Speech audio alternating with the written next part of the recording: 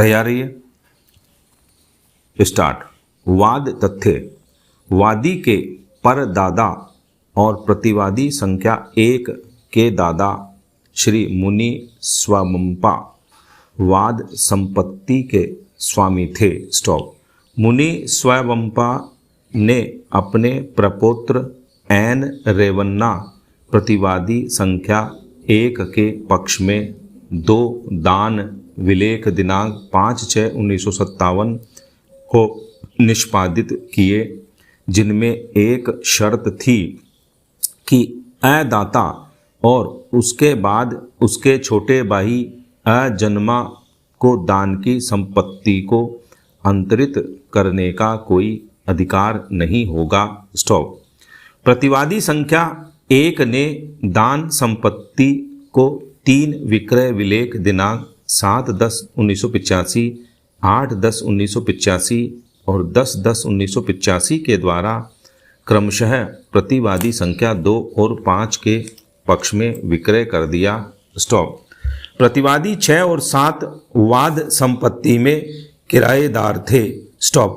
वादी अपीलार्थी ने प्रतिवादी संख्या 1 एन रेवन्ना के साथ प्रतिवादियों के विरुद्ध मूल वाद संख्या 11,133 वर्ष 1995 उपर्युक्त विक्रय विलेखों को अकृत और शून्य घोषित करने तथा वादी को संपत्ति का स्वामी घोषित करने और प्रत्युत्तरदाता संख्या 2 से 5 तक संपत्ति का रिक्त कब्जा प्राप्त करने के लिए संस्थित किया, किंतु विचारण न्यायालय ने निर्णय दिनांक 21/11/2001 के द्वारा वाद निरस्त कर दिया।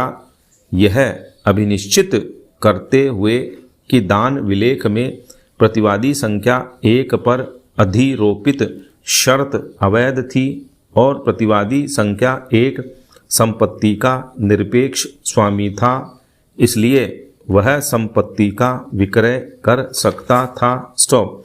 वादी अपीलार्थी की प्रथम अपील पर कर्नाटक उच्च न्यायालय ने वादी का वाद अंशतः अनुज्ञात करते हुए निर्णय दिया कि प्रतिवादी संख्या 1 ने जो कुछ भी विक्रय विलेख के द्वारा प्राप्त किया उसे वादी को दिलाया जाए। तदनुसार वादी का वाद आज्ञप्तित किया। स्टॉप।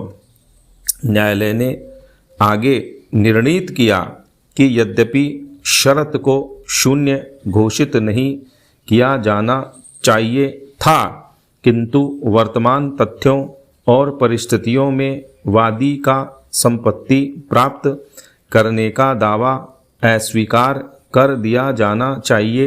स्टॉप। पुनः वादी ने उच्च न्यायालय के निर्णय के विरुद्ध उच्चतम न्यायालय में अपील की। स्टॉप। उच्चतम न्यायालय के समक्ष मुख्य विचारणीय प्रश्न था कि क्या प्रतिवादी संख्या 1 को वाद संपत्ति को दान विलेख दिनांक 5/6/1957 के अंतर्गत विक्रय करने का अधिकार प्राप्त था। स्टॉपेरा।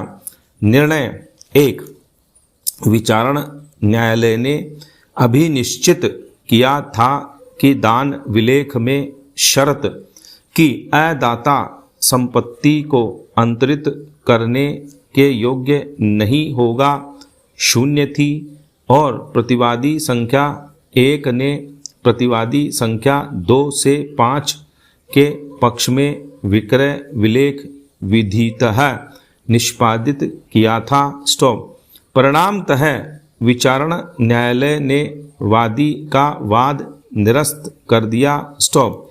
दूसरी तरफ प्रथम अपील में उच्च न्यायालय ने इसके विपरीत विचार अपनाया कि दान विलेख की उपर्युक्त शर्त शून्य नहीं थी। स्टॉप। फिर भी उच्च न्यायालय ने विक्रय विलेख को शून्य घोषित नहीं किया, अपितु अपीलार्थी वादी को आंशिक उपचार प्रदान किया कि वादी गण तीनों विक्रय विलेख के उस प्रतिफल को वापस प्राप्त करने के हकदार हैं जिसे प्रतिवादी संख्या 1 ने उक्त विक्रय से प्राप्त किया और अन्य उपचार के संबंध में अपील को निरस्त कर दिया। स्टॉप। दान विलेख दिनांक 5/6/1967 के निष्पादन के समय एन रेवन्ना प्रतिवादी संख्या 1 5 वर्ष का अवयस्क था और दान उसके प्राकृतिक संरक्षक पिता एम नारायणप्पा के प्रतिनिधित्व में संपन्न हुआ था। स्टॉप। दान विलेख में 3 शर्तें थीं, जिनमें से पहली शर्त थी कि अदाता या उसका छोटा भाई जो अब के बाद पैदा होगा को किसी भी तरीके में, चाहे वह विक्रय, दान या बंधक हो, अनुसूचित संपत्ति को अन्य संक्राय करने का अधिकार नहीं होगा। स्टॉप। दूसरी शर्त थी कि अदाता या उसके छोटे भाई को केवल संपत्ति के उपभोग का अधिकार होगा और उनके न रहने पर उनके पुरुष वंशज संपत्ति का उपयोग किसी भी रूप में कर सकेंगे। स्टॉप।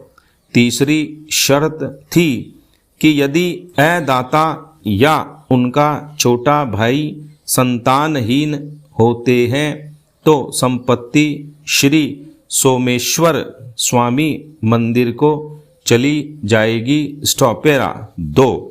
अपीलार्थी के अधिवक्ता ने तर्क किया है कि इस मामले में संपत्ति अंतरण अधिनियम 1882 की धारा 13 लागू होगी। स्टॉप।